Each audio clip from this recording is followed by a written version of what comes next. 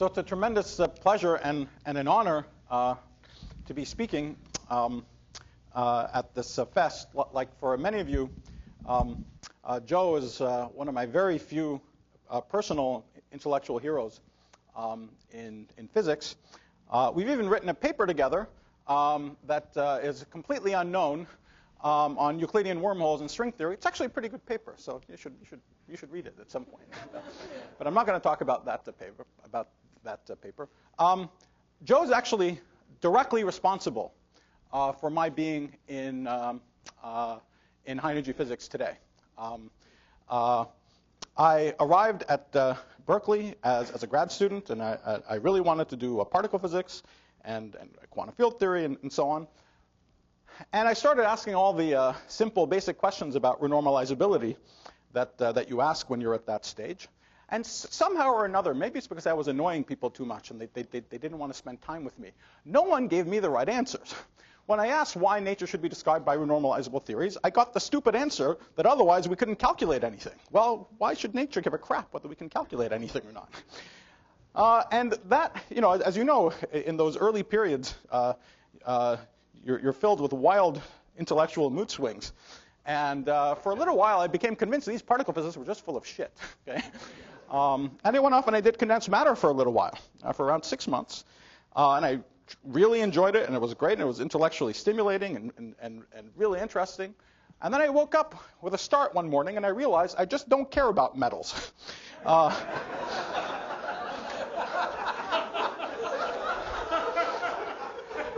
I mean, quite seriously, I love the subject. Clearly, there were deep things going on, but I just didn't care about metals.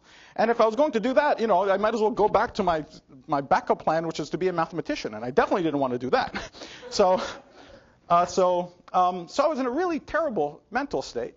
This was around Christmas of my second year of grad school, and I just decided to just randomly read things lying around the library. And by an amazing set of coincidences, I ran into Joe's paper on the renormalization group.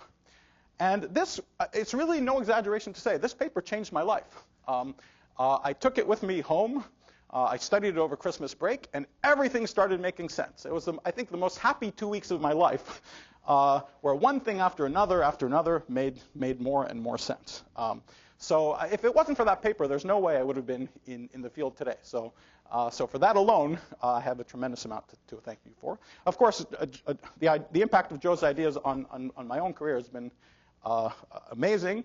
While the D-brain revolution that you guys were all reminiscing about before was going on, I was, as a grad student, almost completely oblivious to all of these amazing developments. I was at a place which didn't. Anyway, it wasn't penetrating the people that I was around. Then I went to SLAC as a postdoc, and I really understood that there were these things like brains lying around that really were these big, objects that could float around in space.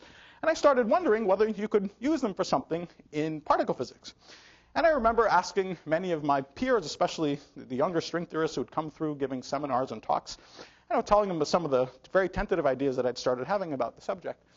And most of them would politely nod and listen to what I was saying with a smile on their face, the same kind of smile on your face that you have when your proverbial dog is trying to understand general relativity, right? So I was not I wasn't a member of the club, and it wasn't obvious that someone who had never thought about these things should have anything interesting to say. But I well remember talking to Joe about these things, and Joe obviously didn't care whether I was a member of the club or not. He was just interested in talking about the physics, and he had some interesting things to say, and the seriousness with which he took even the tentative ideas was very encouraging. Of course, in later years, when I and many other people started taking anthropic ideas more seriously and trying to apply them to particle physics, these days it happens all the time that people get up and say, what if naturalness is wrong? What if we're not going to see anything at the LHC? Back in 2004, 2005, when some of us started saying this, we would literally get yelled at the conferences.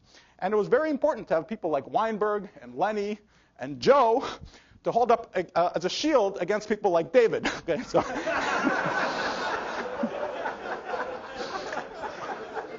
so anyway, I can't. So I can't thank you enough for everything that you've done, and so I'd like to get to the talk. So obviously, I'm not going to tell you what quantum field theory is in this talk, but the title is clearly a variation on Joe's favorite question, I think, in his career, which is, what is string theory?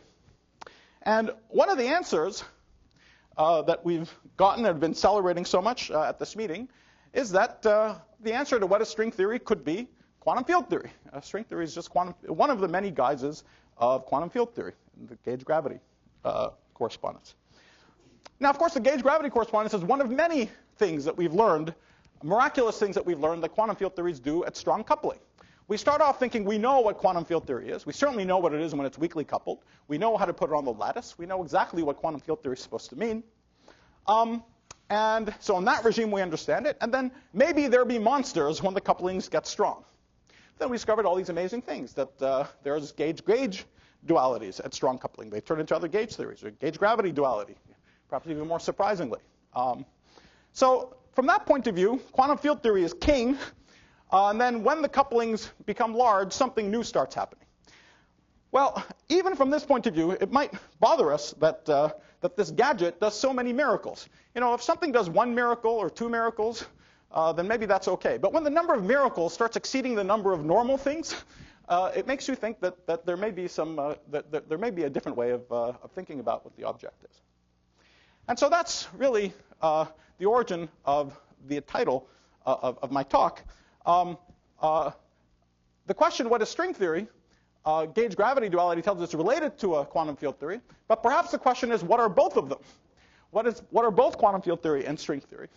And something that pushes this point of view even more is the realization that even at weak coupling, even in the regime where in principle we've understood this physics since Feynman 60 years ago, there are new things happening. There is remarkable structures emerging even in perturbation theory that suggests we don't really know precisely what quantum field theory is, even in its home base.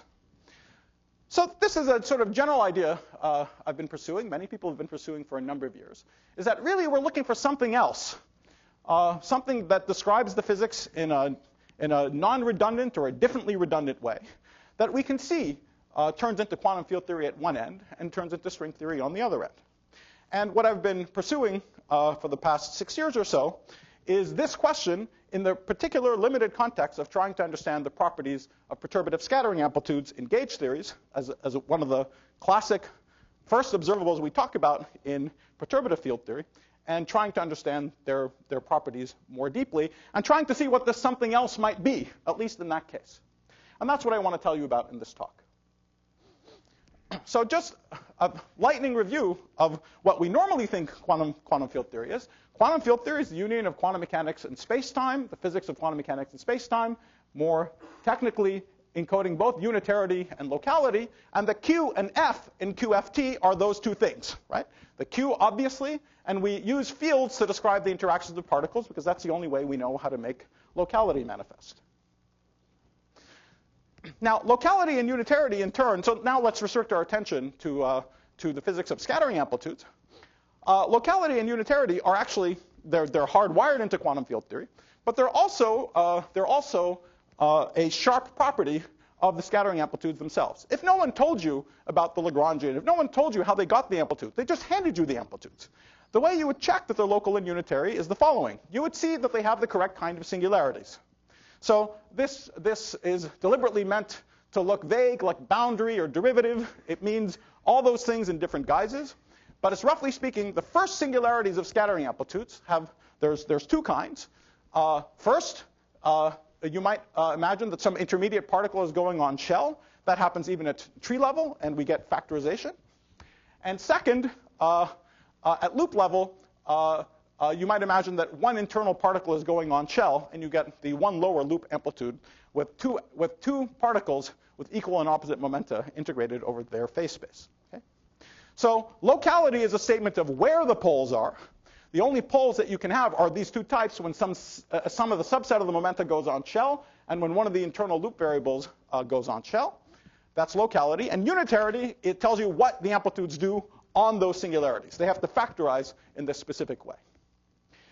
Now, the whole purpose of the usual formalism of quantum field theory is to make these facts obvious, completely obvious. Okay? And they are completely obvious in the ordinary formalism. But that comes at a price, a very well-known price of introducing lots of redundancy into our description of the physics. Even before we get to particles that have spin, there's field redefinitions. We can take arbitrary field redefinitions on the Lagrangian, and it leaves the S-matrix elements invariant. But more seriously, we have gauge redundancy for massless particles. We have two helicities for a spin 1 particle, for example, and we can't describe those two helicities in a Lorentz invariant way as a constraint on polarization vectors unless we introduce a new idea that there's an equivalence class of polarization vectors that describe exactly the same physical state. So we have to do that if we want to make locality and unitarity manifest. The price of that is that the actual computation of physical amplitudes looks horrendously complicated. Okay? So this is the 2 to 2 amplitudes we give to students on problem sets, but here's the 2 to 3 amplitude just in gauge theory, and there's 25 pages of mess that look like that if you use Feynman diagrams. That makes the fact that it's local and unitary manifest all right, but it doesn't make manifest anything about the properties of the answer. In fact, it might lead you to suspect that the answer is very complicated. And if we did the analogous computation in scalar theories, the answer would be complicated, and there's no actual simplifications. But here, there's tremendous simplification that takes place. For any helicity configuration that you might have, here I choose one of them, all of these 25 pages collapse to a single term. The fact that they collapse to a single term is not at all obvious in the Feynman diagram expansion. And yet, there it is. OK, so first, at some vague level, the simplicity of the final answers are totally obscured. You're misled into thinking they're going to be complicated when they're simple. Now, but things get a little more serious when we think about symmetries. There's a real tension with even obvious symmetries that we expect our theories to have. And let me again contrast the case with phi cube theory. So here's the 4-particle amplitude for phi cube theory. You know, there's the famous 3 channels, S, T, and U channels. And there's the tree amplitude. Now, again, even if I never told you about a Lagrangian, that tree amplitude completely manifests both locality and unitarity. It shows us the poles in the S, T, and U channels, and it shows us that you factorize on those poles trivially. All right, now, here is the scattering amplitude in a maximally supersymmetric. Here it's for gravity. I could have written the same formula for gauge theory. Okay, there's this universal factor upstairs that just reflects super momentum conservation. But it looks like that factor over STU. Note it's a product of ST and U. It cannot be expressed as a sum in the S and the T and the U channels. This is something that we're familiar with from string theory, but it happens even in good old-fashioned gravity or gauge theory once you have maximal supersymmetry. In fact, this is the one-line proof that there's no such thing as an off-shell formulation for n equals 4 super Yang-Mills or n equals 8 supergravity. If there was such a formulation, it would give rise to an expression that had separate S, T, and U poles. The supermomentum conserving delta function would be universal if the formalism had it.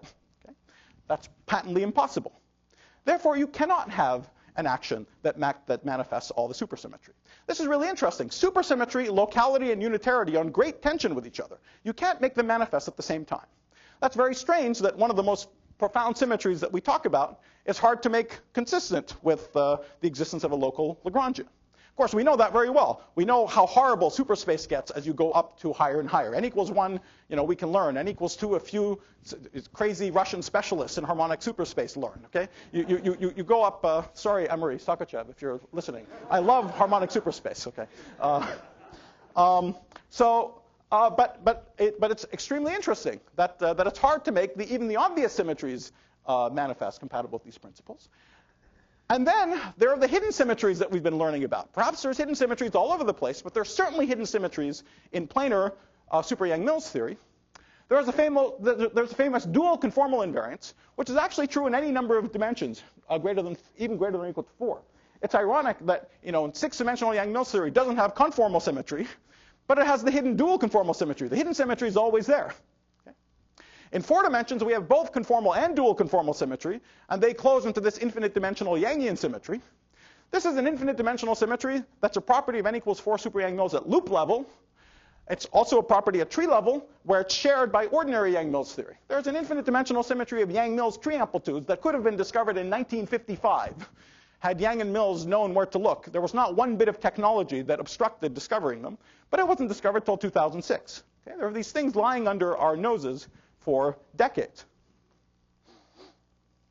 All right, so all of these things have motivated some of us to find a new picture for what scattering amplitudes really are. where we don't insist on making the locality and unitarity the stars of the show. They should come out, of course. We're not trying to change anything, but we're trying to rewrite the physics and understand it from a different point of view, where there's no space-time, there's no Hilbert space, there's no Lagrangians or Hamiltonians, no path integrals, no gauge redundancies, but something else, which makes the actual invariant physical properties manifest. The symmetries, the simplicity, the obvious and hidden symmetries. Okay? And so, as I said, I've been at this game for around 6 years. At around the midway point of these developments, there was a wonderful program here at the KITP on scattering amplitudes. And then I think was the first time I mentioned this vague picture that was emerging from a number of points of view, that we should think of the amplitude somehow as the volume of something. If you specify the external data, that determines in some space the volume of some region, and the amplitude is somehow the volume of that region. And if you actually want to compute the amplitude, you have to break the region up into little pieces. You have to triangulate it somehow. There'll be lots of different ways of triangulating it that will lead to the same answer, but that would be the invariant picture for what the amplitudes are. And then we'd be able to understand, if we understood what all these things were, both the origin of the symmetries and somehow how locality and unitarity emerge because they're not being put in. Okay, that's what we now know how to do. So at least for planar n equals 4 super Yang-Mills, the amplitude for n particle scattering, k is a super variable, but it also labels the number of negative helicity gluons minus 2.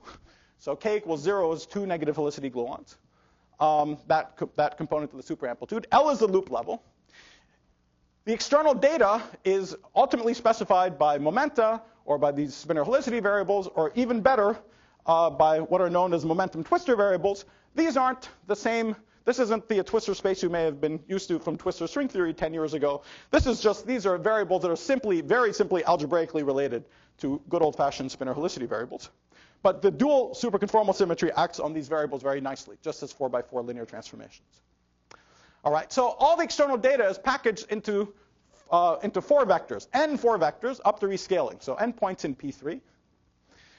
And the amplitude is the quote-unquote volume, that'll define what I mean by that, of a space that's determined by that external data. And we call that space the amplituhedron. It now depends exactly what you mean by the volume. But there's a form that's determined by this space. That form is the integrand of the amplitude, and integrating the form is the amplitude itself. With a definite prescription, just integrating over space-time, the usual prescription. All right, so just to give you an idea of what this amplituhedron is, it's an yes?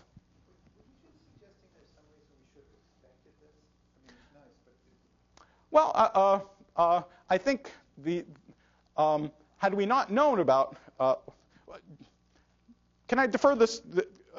Maybe I'll defer answering this question to the very end, because I had some long ago motivations for getting into the subject associated with a wild fantasy, which still hasn't come true, but maybe in the context of that wild fantasy, I can answer your question. All right, I just want to give you an idea of what the amplituhedron is. It's an extremely simple mathematical object. Once I describe it to you, you'll wonder why mathematicians hadn't invented this 100 years ago. In fact, I spent a lot of time, especially in the course of these developments, talking to Bob McPherson at the Institute, who told me that in 1895, if you went to Göttingen, there were 3 big lines of mathematical research. Number theory, of course, everything to do with complex analysis, and the real geometry of the Grassmannian. Okay? And there was scores of books written about this, and the great thinkers were thinking about it.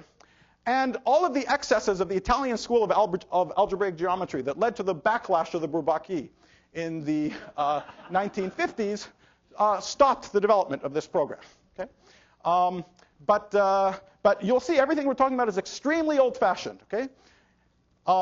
And everything is going to be real, and we're talking about real, ordinary geometry. In fact, what the amplituhedron is just the following. We're going to start looking at triangles.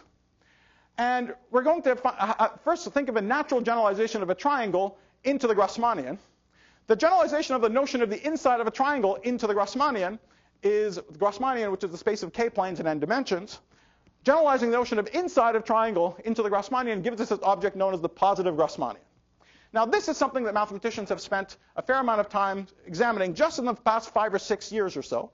And it's also an object that we ran into in physics almost simultaneously from an earlier study of the properties of scattering amplitudes.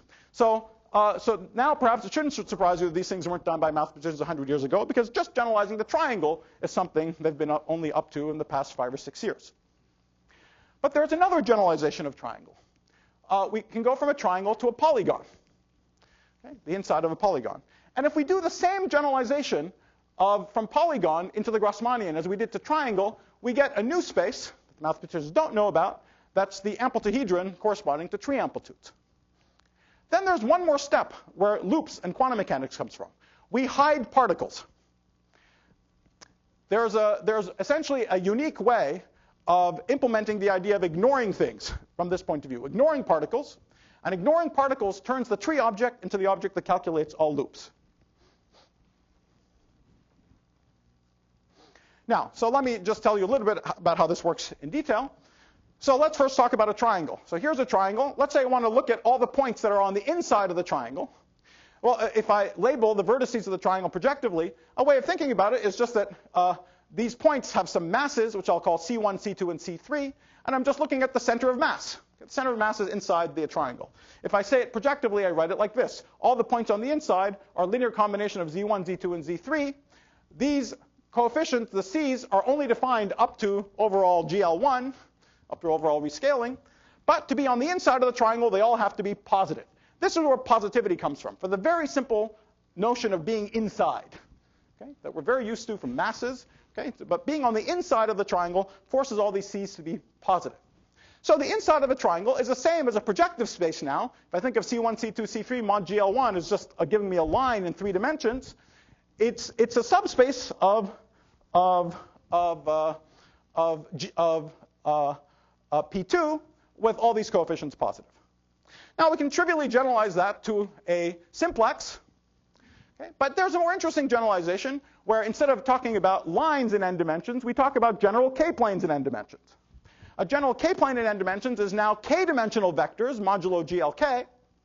And now positivity, how do I generalize positivity? I can't just say that all the entries of this k by n matrix are positive. That's not invariant under k by k linear transformations. But I can say that if I take any determinant made out of ordered columns that are in some order, all of those guys are positive. I have to give an ordering because the determinant has a sign. But that's it. I say that all the ordered k by k minors of this k by n matrix are positive. That's the positive Grassmannian. Now, I can just define it in one line, as I just did. But there's a 150-page paper by my collaborators and I from a little over a year ago, which shows how rich this space is and how deeply it's connected to the physics of scattering amplitudes in n equals 4 super Yang-Mills. Okay, but that's not the end of the story. That's just the positive Grassmannian. All right. So now let's go to polygons. Now I want to do the same thing. I want to imagine that I have n points, and I'm looking at the inside of the polygon. But now I have a problem. If the points are randomly distributed, there's no canonical notion of inside. They have to be nicely distributed to be able to talk about the inside. They have to give me a convex polygon. Now convexity means that, in fact, it's exactly the same. If I think of these as 3-dimensional vectors, any one of these 3 by 3 minors made out of these vectors, now in terms of the external data, if they're ordered, have got to be positive. That's just saying that all the triangles in this picture, all the ordered triangles, are oriented the same way. So first, I have to demand that the external data is positive. Next, I take a positive combination of the positive external data to get all the points on the inside of the polygon. So that's it. But you see, the inside of the polygon is already a slightly fancy notion. I'm jamming together 2 different notions of positivity in the positive Grassmannian. That all these coefficients are positive in G1n, and the external data is positive now in G3n, which altogether gives me a region that lives in G1 phi. Now, from a more abstract point of view, if I'd never looked at a geometric polygon, why might I think of positivity? Well, if you just imagine trying to take this formula seriously, taking a linear combination of some external points that are, that live in P2, then if I want this point to also live in P2, this formula is not always well defined projectively. Now, of course, this happens in complex algebraic geometry all the time, right? We talk about these linear combinations all the time. But all the time, you make the tacit assumption that you're going to throw out that set of measure 0, where the left-hand side might hit 0.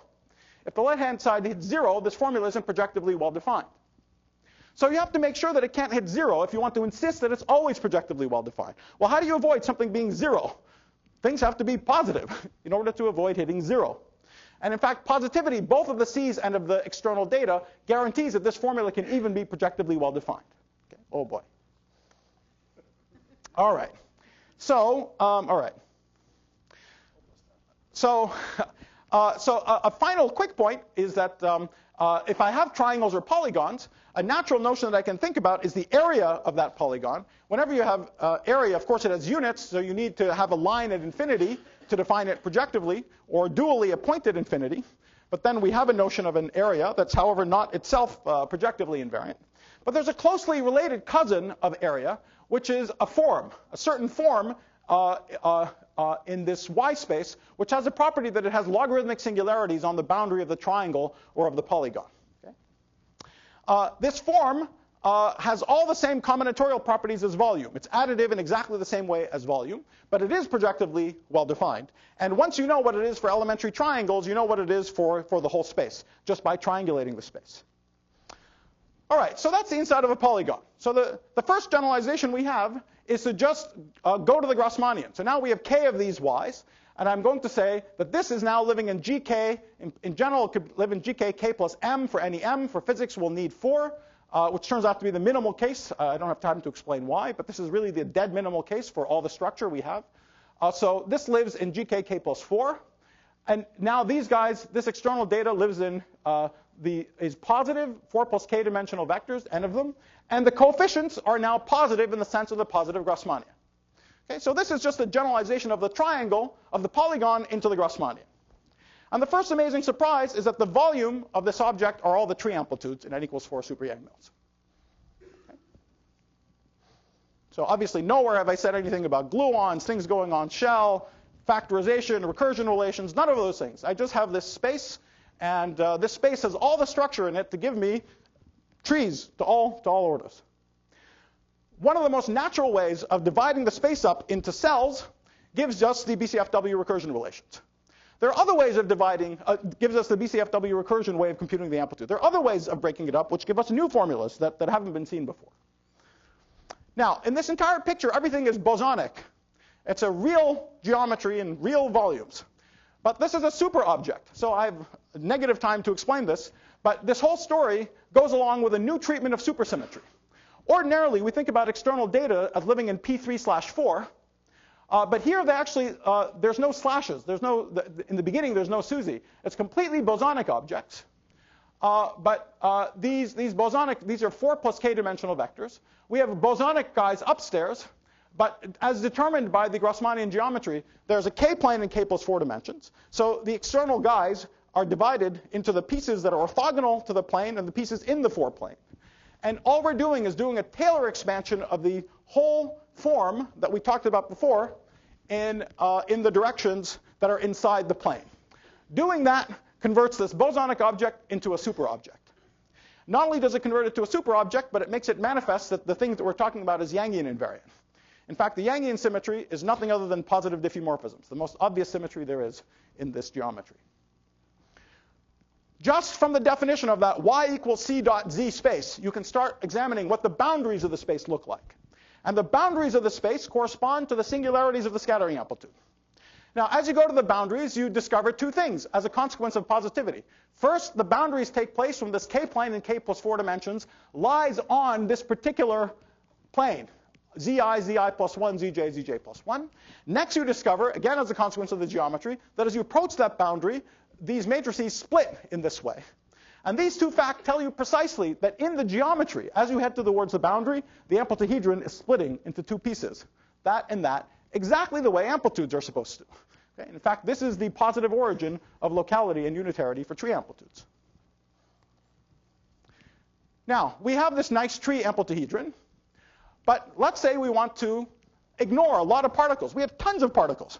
We just want to canonically ignore some of them. So how are we going to ignore them? Let's say I have 11 particles, and I want to ignore A, B that are side by side and C, D that are side by side. I don't have time to explain to you why that's the only thing you can do. If you try to do anything simpler, you don't get something that makes sense. This is the first interesting thing that makes sense that allows you to hide particles. You have to hide them in adjacent pairs with each other. Okay? But if you do that, what I mean by hide is that I literally want to take this guy. I can always use my GLK freedom to put this, to gauge fix this matrix, this part of the matrix in that form, put the other guys here in that form. And by hiding them, I literally mean I'm going to chop those guys out and look at the remaining matrix. Now, if I look at the remaining matrix, it has some inherited positivity properties from the fact that the old matrix had all positive minors. You see, all the minors involving A, B, and C, D just involve things that live in the bottom part here. So that tells me that all the minors of this matrix are positive. All the minors involving A, B, and anything else tell me that any minors involving C and D2 are positive, or C and D1 are positive. And certainly all of them are positive. So this act of hiding particles has given me an extended notion of positivity. I have my same old K-plane in n dimensions, but now in the n minus k dimensional complement of it, I have L, in general, 2 planes, with the property that not only all the minors of C positive, but C and any combination of these Ds are positive. Okay? Now, if we just generalize the amplituhedron, what we did with this extended notion of positivity, we get a subspace, the analog of the inside of the polygon, not in GK plus 4, but in the space of K planes in K plus 4 dimensions with L2 planes that live inside it. Okay? That's this space. And the volume of this space is the amplitude to all loop order. If you want to do it to L loops, you have to put L planes in there. Once again, you can study the boundaries of the space, split now in both ways, and now give us the second piece, which is the loop level unitarity. And this is non-trivial. It's not 100% obvious, but you can study it and derive it without fully solving for all the amplitudes. Okay? Something that is blindingly obvious is the Yangyang symmetry of the theory, which is just the positive diffeomorphism. So this structure gives, at least for this planar theory, perturbation theory's principle everything, it gives a complete and autonomous definition of what all the scattering amplitudes are here, which, as advertised, what the goal was, to be totally free of the usual QFT language. There's no Feynman diagrams, not even recursion relations, and so on. All right, I don't have time to explain some of these simplest cases, but I just want to draw you one case. There's one concrete, here's a simple concrete case. This is an object that lives in general in very high dimensions. Here's a 3-dimensional face of the amplituhedron. And this face happens to compute, if you compute its volume, you give me external momenta of 8 particles. You compute the volume of this object, and that gives you the tree amplitude for that helicity configuration of gluons, which is a leading part of that process at the LHC. Okay, and this would be hundreds of Feynman diagrams, which is reduced just to the volume of this object. All right. So let me quickly end here. One question that you might ask, so far I haven't even drawn anything that looks like a Feynman diagram, but you might ask, how would I go about actually building these building blocks? To build the building blocks, I'd have to learn how to build k by n matrices with all positive minors. Okay? That sounds like a difficult, big problem. But what our mathematician friends realized is that the way to solve this problem is gradually, by building these matrices up from pieces and gluing them together from elementary building blocks, little positive G13s and G23s. And they drew pictures like this to represent how they went about building those big k by n matrices from little ones. That's precisely the picture of on-shell diagrams that we had been drawing, and people like Freddy Cacciazzo had been drawing for 5, 6, 7 years. And they're literally the identical pictures. Okay, so once you even start building these objects, you start building the on-shell scattering picture for what's going on in space-time. And so, indeed, the amplitude is the volume of the amplituhedron. And when you break it up, each way of breaking this up has the interpretation of a different on-shell scattering process. The pieces by themselves have no local or unitary interpretation, but the final result is local and unitary as derived facts. All right. So we'd like to have a non-perturbative definition of what this object is. We don't have that yet. We'd like to have an invariant definition of what this volume form is, which doesn't rely on a triangulation. This is one of the biggest open problems in this business. Even before knowing what the amplituhedron was, I've been butting my head against this problem for around 3 years. I suspect this is a hard problem, but finding the answer to this question, my guess, is the path to really deriving the string dual description of these things. There's a very similar story involving at least the on-shell scattering processes between n equals 4 super Yang Mills and ABJM. It's not associated with the positive Grassmannian, but something known as the positive null Grassmannian. So that part of the story goes through the same. We don't yet know what the analog of the amplituhedron is for ABJM, although we're sure that it exists. Sometimes when I give these talks, I think people get the impression that we can only do these things in n equals 4 super Yang Mills, and it's not true. We can actually do many of these things for any planar theory with less supersymmetry. In fact, the connection between on-shell processes and the Grassmannian is universal. If you try to compute on-shell processes by gluing together 3-particle amplitudes, you find the nicest way of doing it associates it with the structure in the Grassmannian. And when the theory is planar, it's a structure in the positive Grassmannian. What happens, though, is that the form that we associate with this doesn't only have logarithmic singularities, but it has another factor which encodes all the ultraviolet singularities of the theory. So exactly the same formulas are true for n equals 2 and n equals 1 supersymmetry. There's actually an interesting subtlety going down to n equals 0 that I don't have time to talk about that's related to the presence of power divergences in non-supersymmetric theories. I think it's a technical issue, but certainly we can go to less supersymmetry with large parts of the story intact. We still don't know the analog of the full amplituhedron structure, but certainly the connection with the Grassmannian and on-shell processes is universal. And what I find exciting is that this new piece, which contains all the ultraviolet singularities, is manifestly disjoint inside the Grassmannian from the positive Grassmannian that contains all the infrared singularities of the theory. So that's a Grassmannian manifestation of IR-UV decoupling. But the really big thing that I would love to see emerge from this picture is the thing that saved me in physics to begin with, as I said at the beginning, is somehow the emergence of the Wilson-Polchinski equation from this structure, okay? But which very strikingly has exactly the same qualitative feature as the singularity structure picture we had for the scattering amplitudes themselves. All right, now I won't have time to say any of these things, but we're obviously thinking about things beyond the planar limit. In fact, we have evidence of even more positive structure for non-planar n equals 4 super Yang Mills. There's an even richer combinatorial structure in gravity amplitudes that I suspect calls for a richer geometry. And finally, I think there's an interesting program to start pursuing, just as we're starting to remove all the gauge redundancy from a description of gauge theory from this picture. Perhaps there's a way of thinking about string theory from a more target space point of view where we remove the world sheet. In a sense, that would be returning to its roots before we knew about the world sheet, but trying to pursue that program more. I have some things to say about that, but I won't have time for it. All right, so the final provocative comment that I'd like to make is that, and this goes back to Andy's question and my very original motivation for getting into this business a long time ago.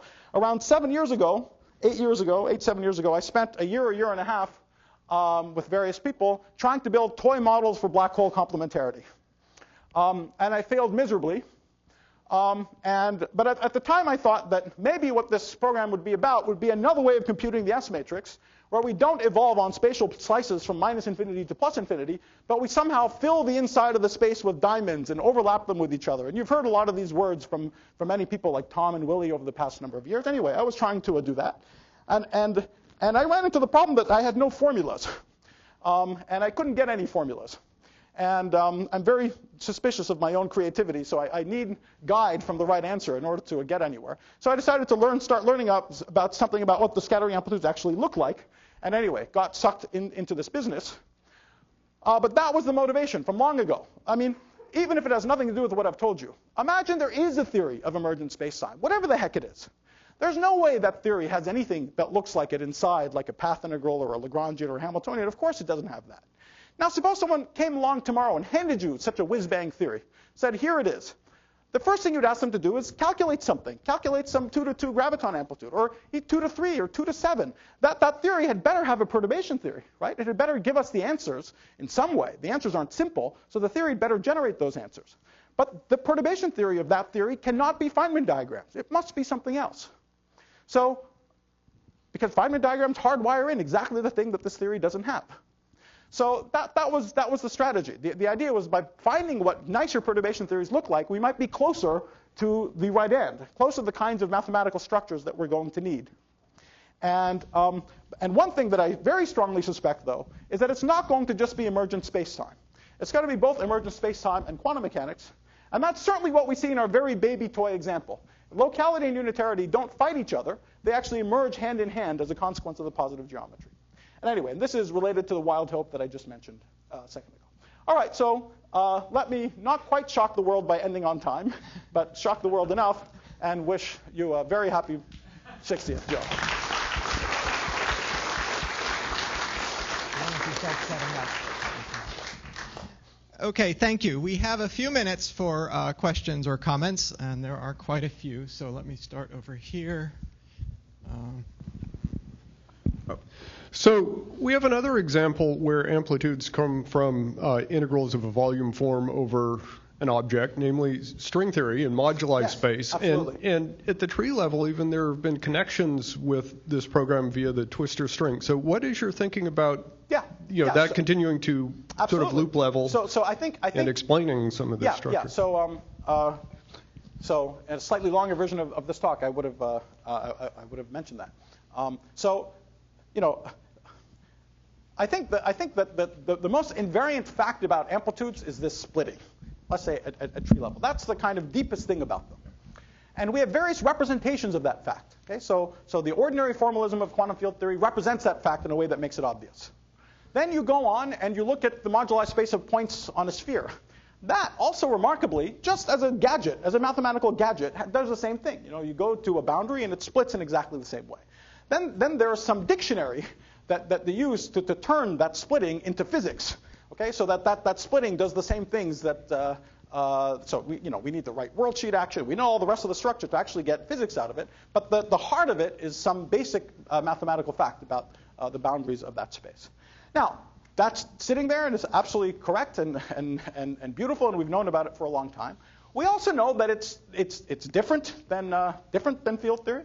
It adds extra degrees of freedom, but it's not all that different from Feynman diagrams. In the end, we understand more or less the connection to a Feynman diagrams. Although it is different. Okay? So you can think of this as another example. Okay? This is another example of a completely different mathematical object, which does the same things, okay? which encodes exactly the same singularity structure that we need to call something an amplitude. What's interesting about this way of doing it is it's so far removed from the usual picture of a space-time in Feynman diagrams somehow that this way of doing it allows you to see all the symmetries. Right? It's this way of seeing it that allows you to see the conformal and dual conformal symmetry at the same time.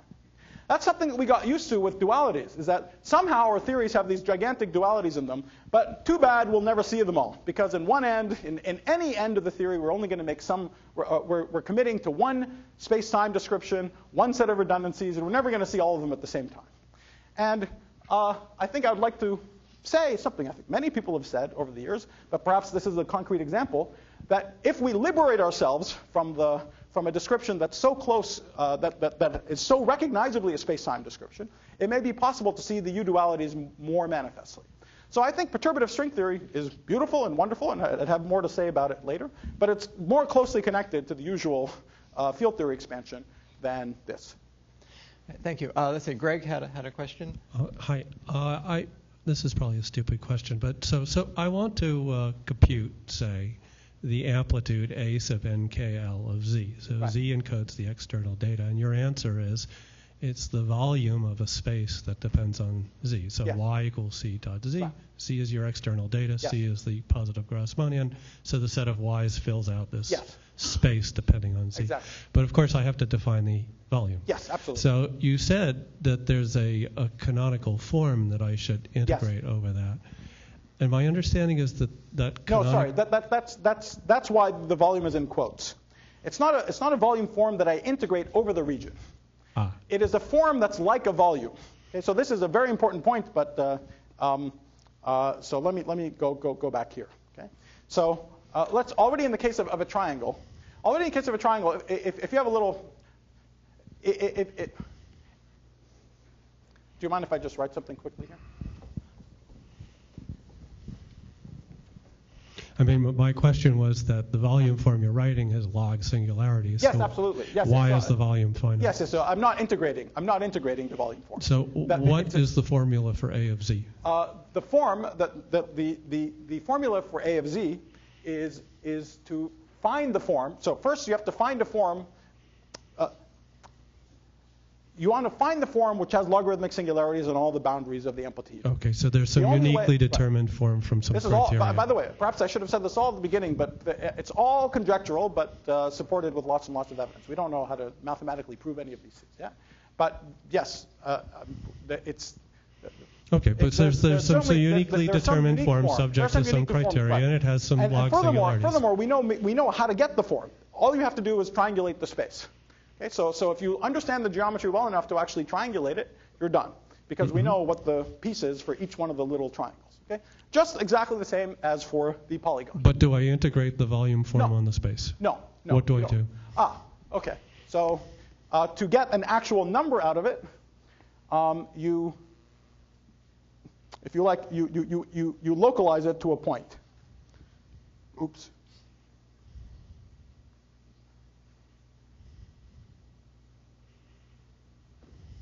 Okay. So, no, I didn't actually write it properly down here. Sorry. Yeah. So you have this form. It depends on y, right? Yes.